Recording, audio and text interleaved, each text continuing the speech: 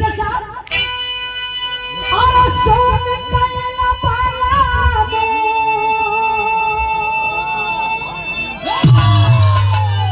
और सोन कैला पाला सोन कैला पाला सोन कैला पाला मिर्जापुर के कैला दूल्हा होता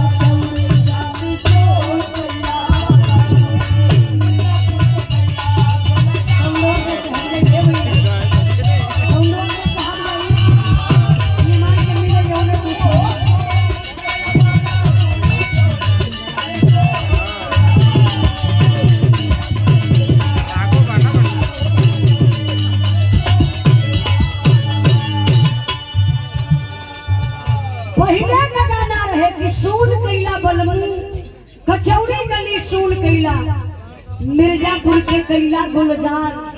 एक गाना और रहा भैया, साजन मेरा उस पार है मिलने को दिल बेकरार है। जल्दी से आओ नहीं तो दूसरा तैयार है। ये तो सके बताओ। आज का गाना ऐसा गलत था कि परिवार में सुनना पैबा आप लोग।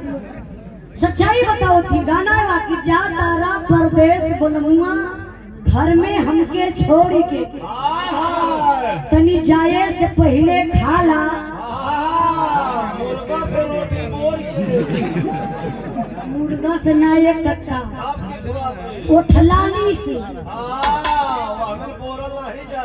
तब का कह लगे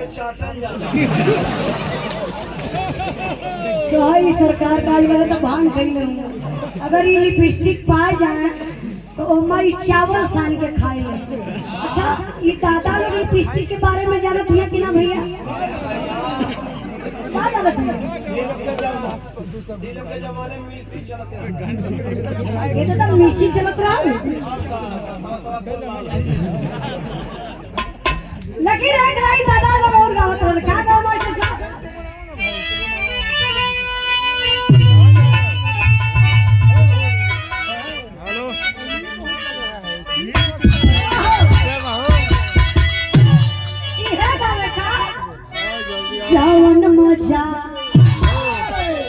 जावन मजा आम के जटानिया तवन सोवहनिया में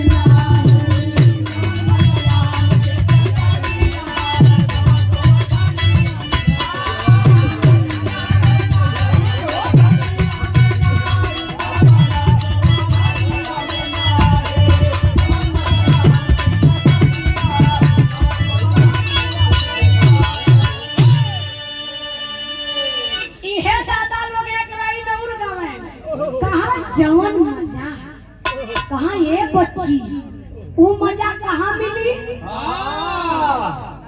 आसाराम के मठ में मिली। तो नहीं का चेला बैठा वनकर ये आखिरी चेला हुआ। मठिया कहाँ बनवाई है? इनके गांव बनत कहाँ जवन मजा वो मजा कौनो मंदिर कौनो गुरुद्वारा कौनो मस्जिद में ना मिली। दादा लोग गाँव में हमारे नौजवान भाई लोगों के शिक्षा प्रति बात मिले। कहाँ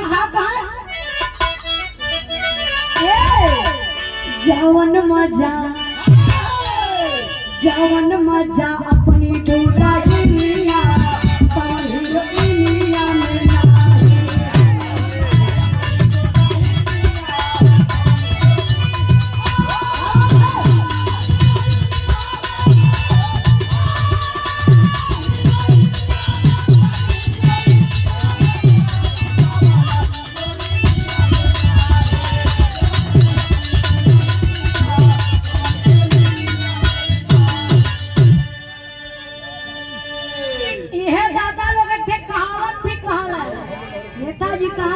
अपन लड़का दूसरे कमी है।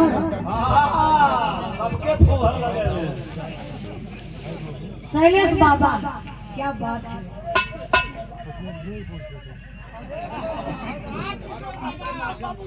हाँ नागा बाबा कुछ भी बाबा कह दिया। भैया हो सही सही बोलवाला यही में अपनो नंबर दहाया शैलेश बाबा हमरे बड़का भैया के दे के गईला अपन नंबर बता दी राम किशोर यादव राज किशोर यादव राज किशोर भैया के शैलेश बाबा 1100 रुपए का पुरस्कार दे के गए में उजाला जब गई है तो दे दी है। एक बार जोरदार ताली बजा के बाबा का स्वागत करिए। बहुत बहुत राम आशीर्वाद पे जा रही देवालाल भैया काला पैसा वाली बात सही बात भाई गवैयन के एनर्जी होला पैसा मिला के खराब मसला डाली आई